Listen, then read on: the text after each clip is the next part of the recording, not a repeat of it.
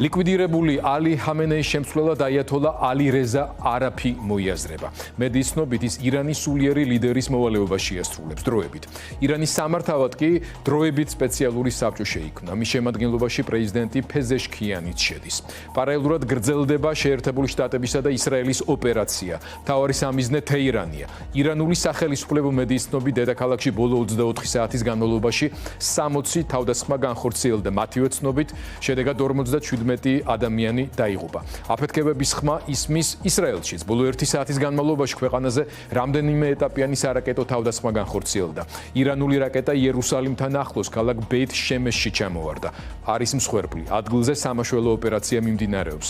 როგორც გითხარით, თია თეთრაშვილი ჩვენ რამდენიმე წუთში ისრაელიდან ჩაგვერთვება. ბოლო ცნობებით. ვლადიმერ პუტინმა ირანის პრეზიდენტს მასუდ ფეზეშკიანს აიათოლა ალი ხამენეის დაღუპვა მიუსამძიმრა. აგრესორი ქვეყნის ლიდერმა მომხდარს ყოველგვარი ადამიანური მორალისა და საერთაშორისო სამართლის დარღვევით ჩადენილი ცინიკური მკვლელობა უწოდა. პუტინის თქმით, რუსეთში ჰამენეის შესანიშნავ სახელმწიფო მოღვაწედ დაიმახსოვრებენ, რომელმაც დიდი წვლილი შეიტანა ორ ქვეყანას შორის ურთიერთობების განვითარებაში.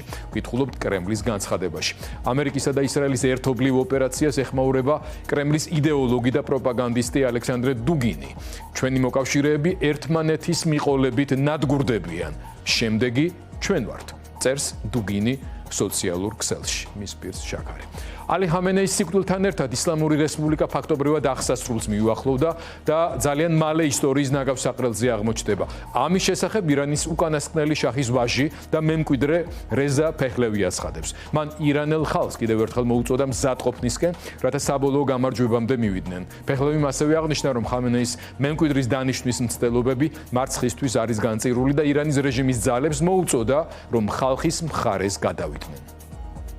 ტრამპი, რა თქმა უნდა, გამოეხმაურა მიმდინარე მოვლენებს დღესაც და ნაწყვეტი მხოლოდ მისი ბოლო განცხადებიდან. ეს არის ირანის ხალხისთვის ერთ-ერთი ყველაზე დიდი შანსი დაიბრუნონ თავიანთი ქვეყანა. გვესმის, რომ IRGC-ის სამხედრო და სხვა უსაფრთხოების და პოლიციის ძალების მრავალი წარმომადგენელს აღარ სურს ბრძოლა და ჩვენგან ითხოვენ იმუნიტეტს. როგორც გუშინ ვთქვი, ახლა მათ შეუძლიათ მიიღონ იმუნიტეტი. მოგვიანებით კი მხოლოდ სიკვდილი. იმედია IRGC და პოლიცია მშვიდობიანად გაერთიანდებიან ირანელ პატრიოტებთან და ერთად იმუშავებენ, რომ ქვეყანა დაუბრუნდეს იმ დიდებას, რომელსაც იმსახურებს.